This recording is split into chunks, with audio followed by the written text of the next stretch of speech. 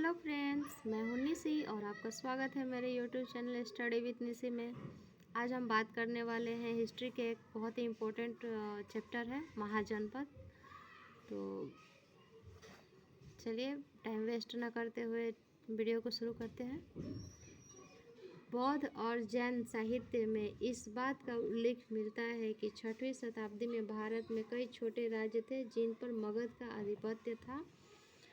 500 ईस्वी पूर्व में 16 राज्यों और गणराज्यों का उद्भव हुआ जिन्हें महाजनपद का नाम दिया गया, यानी महाजनपद के नाम से जाना जाता है।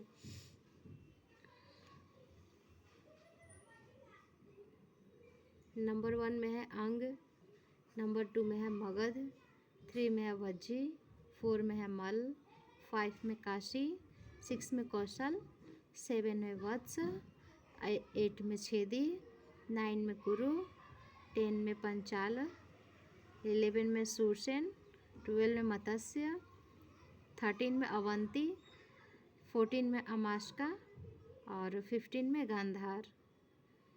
ये 16वां है कंबोज। ये 16 महाजनपद थे जिन्हें हमें हिस्ट्री में हमेशा पढ़ना है। तो आज बात करते हैं सबसे पहले अंग। नंबर 1 अंग। बिहार में भागलपुर और मुंगेर के आधुनिक प्रखंड एवं झारखंड के साहिबगंज और गोड्डा जिले के कुछ हिस्से अंग के अंतर्गत आते थे। ये हिस्से अंग महाजनपद के नाम से जाने जाते थे। नंबर 2 में है मगध। पटना और गया के प्रमंडलों वाला राज्य जिसकी आरंभिक राजधानी राजगृह या गिरिवराज थी, यानी कि पटना और गया के प्रमंडल वाला जो राज्य था वो मगध के अंतर्गत आता था और इसकी राजधानी थी राजगृह, जिसका गिरिवराज भी नाम था। नंबर 3 में है वज्जी।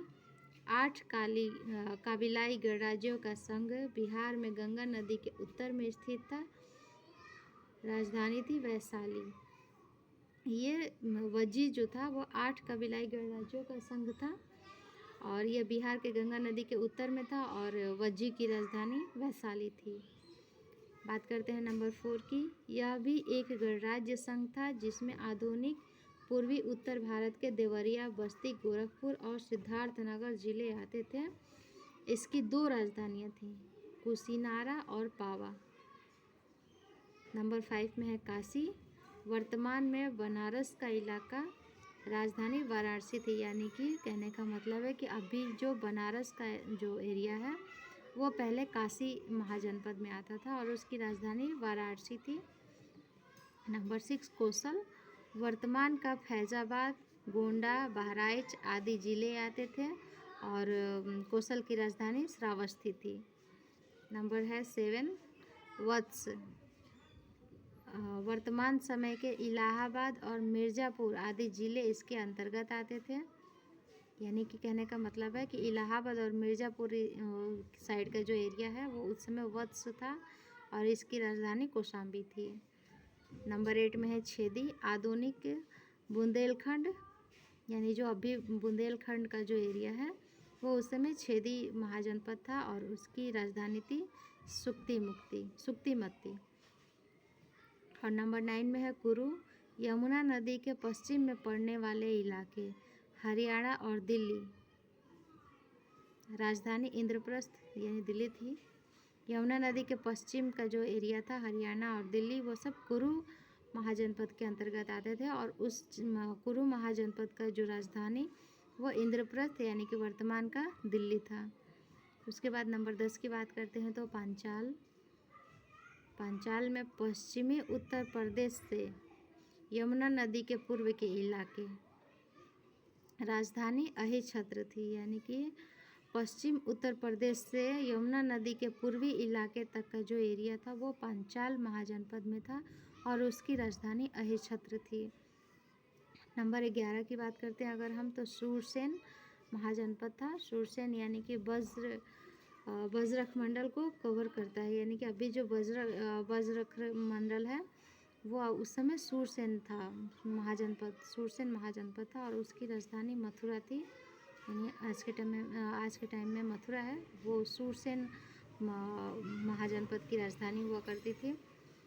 बात करते हैं नंबर 12 की, तो मत्स्य यह राजस्थान के अरवल, भरतपुर और जयपुर इलाकों को कवर करता है। यानी वर्तमान में राजस्थान के जो क्षेत्र हैं अरवल, भरतपुर और जयपुर, ये उस समय में मत्स्य महाजनपद के ये एरिया थे। और नंबर 13 है अवंती, आधुनिक मालवा, उज्जैनी और महिष्मती में राजधानी थी। यानी कि अभी जो मालवा है, उज्जैन है और महिष्मती राजधानी थी, वो सब उस समय महाजनपद अवंती था। उसके बाद नंबर 14 की अगर हम बात करें तो अमाश्का, नर्मदा और गोदावरी नदियों के बीच राजधानी थी पोतना। यानी अभी जो नर्मदा और गोदावरी नदियों के बीच का जो क्षेत्र है वो उस समय अमाश्का महाजनपद था और वहाँ की राजधानी पोतना थी। नंबर 15 है गांधार, गांधार महाजनपद है। इसके अंतर्गत पाकिस्तान के पश्चिमी इलाके और पूर्वी अफगानिस्तान के इलाके आते थे। राजधानी तक्षशिला और पुष्कलवती में थी। और गांधार जो था वो पाकिस्तान के पश्चिमी इलाके और पूर्वी अफगानिस्तान, यानी पाकिस्तान तो अभी बना 1947 में, और ये महाजनपद उससे बहुत पहले ही है, 500 ईसा पूर्व। तो उस समय पूरा अफ़गानिस्तान और पाकिस्तान हमारे इंडिया का ही हिस्सा था।